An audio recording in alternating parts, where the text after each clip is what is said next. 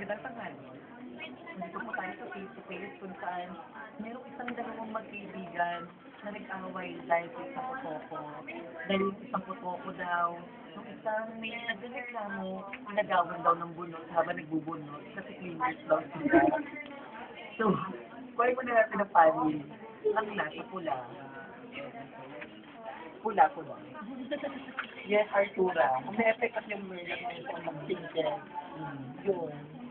Kasi makuwilan pa. Ang sabi daw, ginagaw daw yung bunot. Yun na cleaners daw yung lalaki. Ang bunot sa lumila. Umihiram na sila sa amin. So, tawagin naman natin ang salamat sa panig.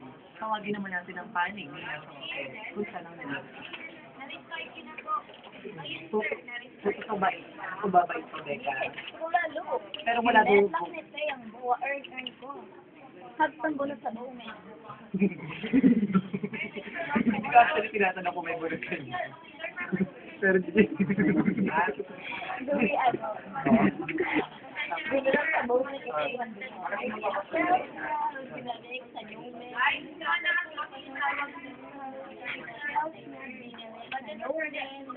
So, ano bang masasabi mo? Totoo ba yun? Hindi mo binalik?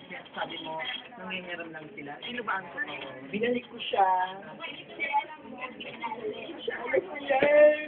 So, sige. Tawagin natin ang buwalit ni Arthur. Buwalik niya po. Kasi friendship. Friendship daw. Tatawagin ko. Hi, good morning. This is Lumi. How may I help you? Ni Arthur. Ano ba ang totoo? Ano ba? Hi, good morning. This is